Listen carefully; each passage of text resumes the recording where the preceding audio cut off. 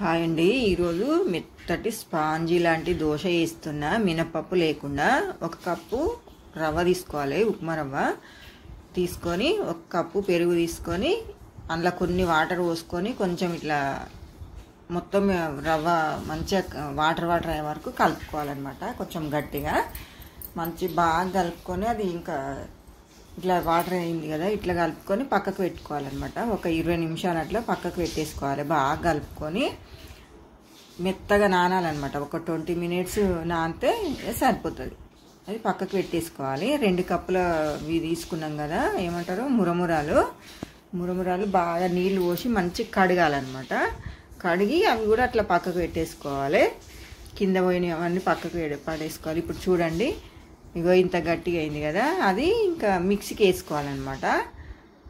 మిక్సీలో వేసుకొని కొన్ని వాటర్ పోసుకోవాలి. మరీ గట్టిగా ఉంటే కూడా తిరగదు కదా. మళ్ళీ మురమురాలు కూడా అందులో వేసుకోవాలి. కొన్ని రవ్వ కొంచెము మురమురాలు వేసుకొని కొంచెం వాటర్ పోసుకొని మంచిగా మెత్తగా మిక్సీ పట్టుకోవాలన్నమాట. ఇట్లా ఈ కన్సిస్టెన్సీ రావాలన్నమాట. మొత్తం ఇంకా 2 గిన్నెలకు అయిందనమాట. కొంచెం వంట సోడా వేసుకోవాలి. 1 స్పూను 2 స్పూన్లు ఉప్పు వేసుకొని కొన్ని వాటర్ పోసుకొని అది కలిపి పక్కకు పెట్టేసుకోవాలి. బాగా కలుపుకోవాలి. కొంచెం పూలుస్తుంది అనమాట. ఇప్పుడు ఇది ఒక 5-6 నిమిషాలు అట్లా మంచిగా కలిపి మంచిగా మిక్సీ వేసుకోవాలి. బాగా కలుపుకొని ఇగో ఇట్లా కలుపుకోవాలన్నమాట. ఇది కలిపి పక్కకు పెట్టేసుకోవాలి. మళ్ళీ ఇంకొక గిన్నె తీసుకొని మిక్సీ గిన్నె 2 కప్పులు బియ్యం పిండి తీసుకోవాలి. మనం మురమురాలు ఎంత తీసుకున్నామో బియ్యం పిండి కూడా అంత తీసుకొని కొన్ని వాటర్ పోసుకొని మంచిగా మిక్సీ పట్టుకోవాలి. అందులో కూడా పోసి కలపొచ్చు, కానీ ఇట్లా ఉండాలి అవుతుంది అనమాట. మిక్సీకి అయితే తొందరగా అయిపోతుంది ఈజీగా. మనం కలిపి పెట్టుకున్న రవ్వ దాంట్లో ఈ బియ్యం పిండి వేసుకొని ఇంకొక స్పూన్ ఉప్పు వేసుకొని మంచిగా కలుపుకోవాలి. ఇంకా దోశ పిండిలాగా కలుపుకోవాలన్నమాట.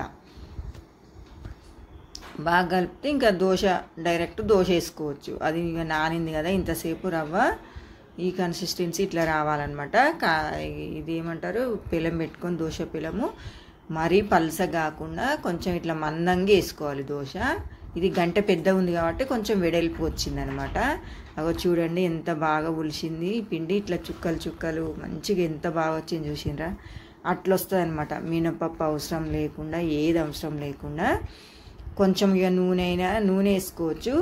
మనం 2 సైడ్లు కాలవని అవసరం లేదు. ఇక మా పిల్లలు తినరనేసి 2 సైడ్లు కాల్చిన నేను. రెడ్ కలరు అటుకులు అవి ఏమంటారు మురమురాలు వేసినాం కదా, రెడ్ కలర్ మంచిగా కాలుతుంది అనమాట. టేస్ట్ కూడా అట్లా ఎంత బాగుంటుంది. ఇంకొకటి మళ్ళీ ఒకసారి వేసుకొని మళ్ళీ నెయ్యి వేసుకోవాలి. కొంచెము నెయ్యి అయినా నూనె అయినా ఏదైనా కానీ చాలా బాగుంటుంది అనమాట. వేసుకొని ఒకసారి రెడ్ కలర్ వచ్చే వరకు కాలిన తర్వాత మళ్ళీ ఒకసారి తిప్పేసుకోవాలి. ఎంత బాగుంటుందో. ముసలోళ్ళు క్రిస్పీగా కాకపోయినా పండ్లు లేని వాళ్ళు కూడా తినొచ్చు అనమాట. అంత బాగుంటుంది. మెత్తగా ఇట్లా స్పాంజీ లాగా. టేస్ట్ అయితే మనం బియ్యం నానబెట్టిన దానికంటే కూడా బాగుంటుంది.